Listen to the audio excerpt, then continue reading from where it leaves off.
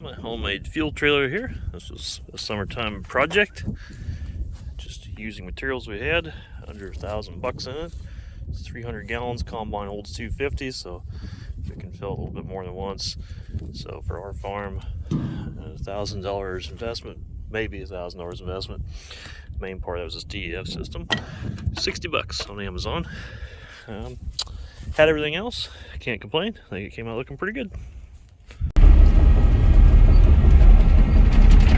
Okay, after I had the dozer out there, things are starting to take shape a little bit, and we're going to go down here and work on the rest of this now.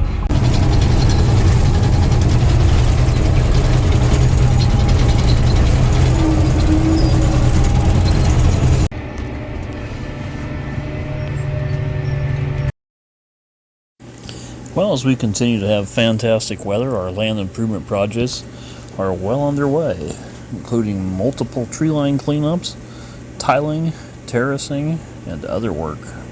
We're going to go into spring looking good. These projects have been much needed projects, things we'd like to have done in the past, but did not have time. But now we do. We're taking advantage of the weather, so stay tuned to watch. And here comes that 5-ton. Right now we're just tracking to another farm. We came from down the road there a ways, coming over here to this one. The guy couldn't possibly trailer the machine no farther. We're tracking it down the road.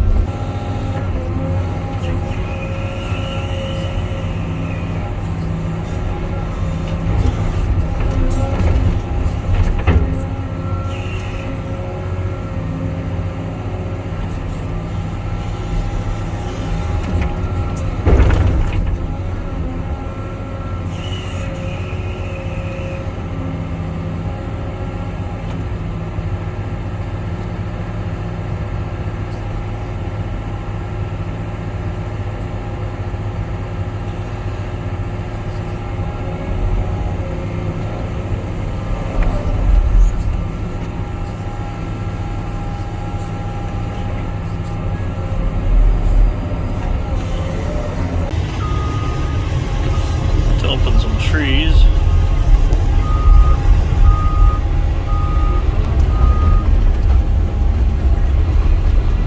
We're just going around the field right now, cleaning up borders. This is the neighbor's field, so those trees are on the neighbor's side. But there is some fence with some dead trees down through. We're cleaning up, just working our way around. We got cold weather moving in next week, so we're trying to get everything done we can ahead of that, so we can work through the cold weather and just keep ahead of pace.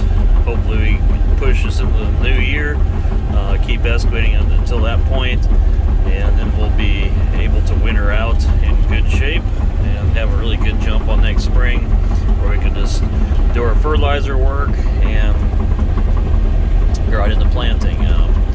We were a little, or I should say I was a little behind on my soil sampling this year, so waiting on results on that to know what we're going to do next spring. And we got to do some work to our dual placement toolbar this winter, which I'll bring you guys along for. When I was in business, we had a wide array of business. It would have been nice to have specialized in more of one or two things, so we could have trimmed our equipment a little bit and dialed our focus into just that or that category. But to be competitive, we had to have a wide array of machinery, do a wide array of jobs. One week it might be a demolition job, the next week it might be terrace and tiling. For that fact, it might have been hooking up eave spouts on somebody's house to a tile line. It's just every single job was so different, and we really couldn't focus on one thing, because by the time something good would come along, such as say a 160-acre terrace and tile job, we would focus on just that. You'd get the men and machinery to do it. Then the next week it was over, and we had to go find other things to do, which the bigger you get, it kind of becomes a vicious circle. So once you get a little bigger and you had to find things for those guys to do, we'd get them in the truck, start driving around doing demolition work. So I was always chasing the next job, always doing the next thing. I loved it. At the same time, you had to have a lot of specialized equipment to do those kind of jobs. During the peak, I had 3 excavators, but then found out I could downsize that to 2 new Volvos, which did the work of the other 3. But we really couldn't have just one size machine. And same with the dozer. I had 4 dozers, and found out that I just couldn't do it with one dozer. And at one time I had a D8T, but it was awful big. It worked good. It really actually did work pretty good, but it was awful big to move. You know, wasn't as handy for finite, smaller grading jobs. It just burned a lot of fuel and everything. It took more time. You could do the work more quickly and efficient with one D6. So anyway, but I always get asked what, you know, if I could go back into this, and if I only could, we're just talking hypothetically here, by the way, but if I could only ever have just one dozer and one excavator, what would it be? And that's been a burning question I've tried to answer for a long time.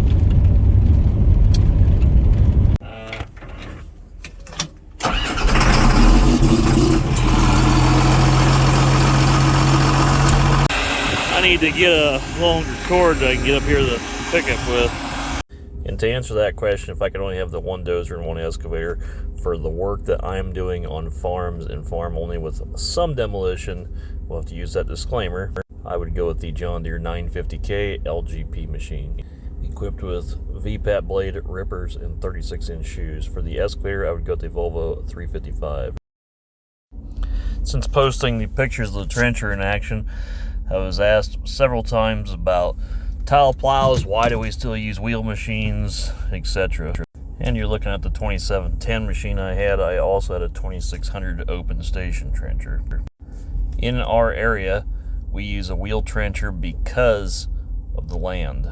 There's a lot of old existing tile that we have to trench actually below, and if you don't hook that old tile up, you're going to see your fountains out in the field, or you're going to have big giant holes where it actually pulls the dirt in and sucks it down the line. So with the wheel machine cutting 22 inches wide, you can trench, get down in the trench, hook the old lines up without having to use a backhoe every time you find them. If you have a tile plow, that's a closed shank machine, meaning it's closed in the ground, you don't see it, you're not going to know what you hit.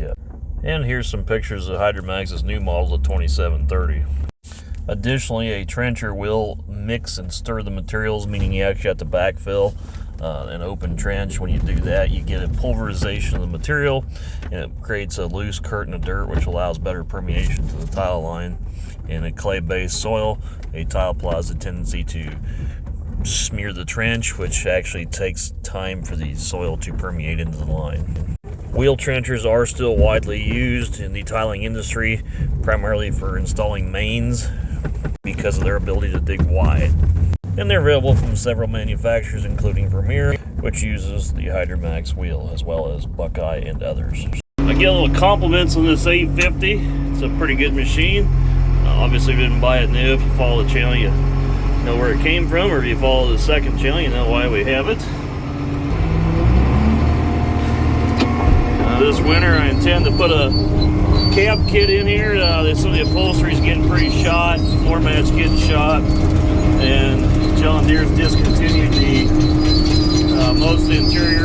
All it is available from the FAR company. What little bit of the interior was available, they wanted almost $2,000 for, and the FAR company, I can buy the whole interior cab kit for $285. It gets a lot of noise resonating up through. Anyway, you guys know I like to keep my cabs, so I'm gonna tend to that this winter. We've been working on little things in this dozer over the past couple months, just getting little stuff fixed that needed attended to. And it's a good machine. I just got done putting new cut bits on it here, which it greatly needed. We had to wait over 2 weeks to get those bits, but that made the blade cut good. Next, I gotta do a tilt cylinder seal kit. That's leaking pretty good. They had the seal kit in stock. New engine, fan belt, and idler on it now, and several other things. For our farm, not doing any commercial work, This is a good machine. I could go into commercial work with this machine. I don't think I'd have any problem doing it. I just don't want to. It's got some hours on it. I just don't think I want to go out and use up the life of this machine, what it could be used on our farm for, to make a few dollars. That's not to say I wouldn't have, find the additional income, and I wouldn't turn it down if it's the right job, but I'm not looking for any, or I should say I'm not required to have to go do any, just to have the machine. That's the beauty of this particular dozer, is I don't actually have to go run the business to have the machine. When I had all my newer equipment, the problem was there is our own farm came last because I had to go do the custom work to make the payments on that iron.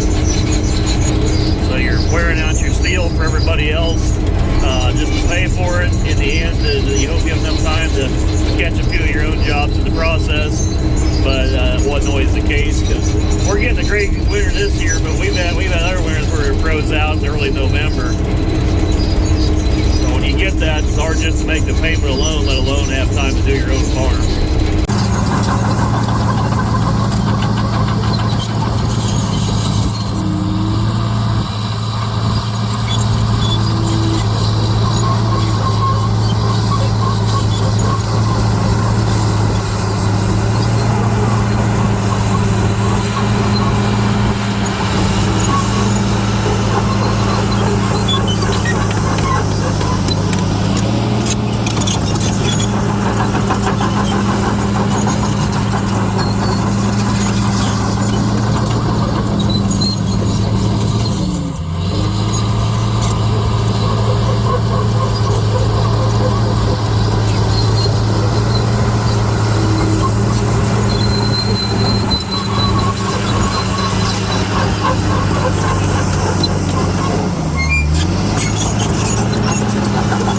Always get asked, why do we terrace?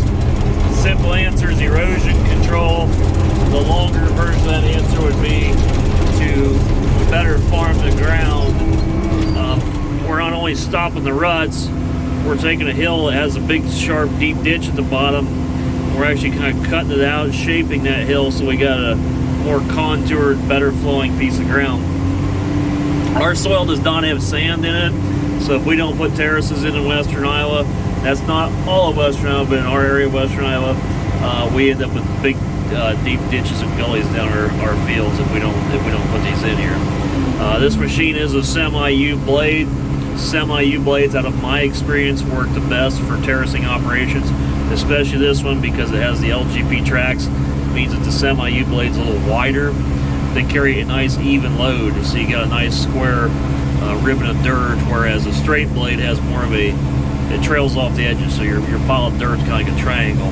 That makes it harder to terrace, but the VPAT blades, like a 6-way, they're better for coming back in and trimming up afterwards. So it's a bit of a give and a take with any blade or any machine configuration, for that fact. I mentioned earlier in this video that 950 with a VPAT blade would be perfect for farming. I say that because it would still move the quantity. Those 6-way blades lose some quantity. It would still perform pretty well in terraces, but allow you to do the grading work more efficiently with a bigger machine. I had a VPAT, so we built terraces with for years. I've also had semi-U's, we built terraces for years. I found out the best combination was push them up with the semi-U, and the other tractor was the VPAT blade was coming back in, trimming up later. This is an LGP dozer. The wider the shoe means less traction you'll have in hard dirt. Narrower the shoe means more traction, more push power you're going to have. But at the same time, you're going to lose the flotation. Caterpillar came out with originally they called the IG machines, which meant on intermediate gauge, which are now called your WTs, which are wide tracks.